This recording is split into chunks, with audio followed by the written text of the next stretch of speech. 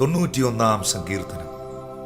അത്യുന്നതന്റെ മറവിൽ വസിക്കുകയും സർവശക്തന്റെ നിഴലിൻ കീഴിൽ പാർക്കുകയും ചെയ്യുന്നവൻ യഹോവയെക്കുറിച്ച്, അവൻ എൻ്റെ സങ്കേതവും കോട്ടയും ഞാൻ ആശ്രയിക്കുന്ന എൻ്റെ ദൈവവും എന്ന് പറയുന്നു. അവൻ നിന്നെ വേട്ടക്കാരൻ്റെ കണിയിൽ നിന്നും നാശകരമായ മഹാമാരിയിൽ നിന്നും വിടുവിക്കും. തൻ്റെ തൂവൽ കൊണ്ട് അവൻ നിന്നെ മറയ്ക്കും. അവൻ്റെ ചിറകിൻ കീഴിൽ നീ ശരണം പ്രാപിക്കും. അവൻ്റെ വിശ്വസ്തത നിനക്ക് പരിചയും പലകയും ആകുന്നു.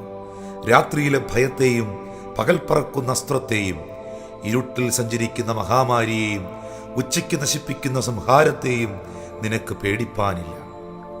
നിന്റെ വശത്ത് 1000 പേരും നിന്റെ വലത്തുവശത്ത് 10,000 പേരും വീഴും, എങ്കിലും അത് നിന്നോട് അടുത്തു വരികയില്ല.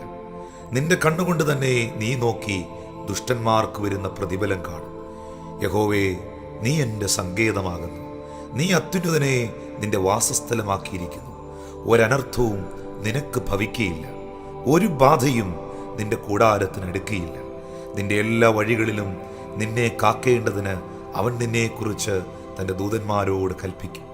നിന്റെ കാൽ കല്ലിൽ തട്ടിപ്പോകാതിരിക്കേണ്ടതിന് അവർ നിന്നെ കൈകളിൽ വഹിച്ചുകൊള്ളും. സിംഹത്തിന്മേലും അണലിമേലും നീ ചവിട്ടും. ബാലസിംഹത്തെയും പെരുമ്പാമ്പിനെയും നീ മെതിച്ചു കളയും. അവൻ എന്നോട് പറ്റിയിരിക്കിയാൽ ഞാൻ അവനെ വിടുവിക്കും. അവൻ എൻ്റെ നാമത്തെ അറിയുകയാൽ ഞാൻ അവനെ ഉയർത്തും. അവൻ എന്നെ വിളിച്ചപേക്ഷിക്കും, ഞാൻ അവന് ഉത്തരമരുളും. കഷ്ടകാലത്ത് ഞാൻ അവനോട് കൂടെയിരിക്കും. ഞാൻ അവനെ വിടുവിച്ച് മഹത്വപ്പെടുത്തും. ദീർഘായുസ്സുകൊണ്ട് ഞാൻ അവന് തൃപ്തി വരുത്തും.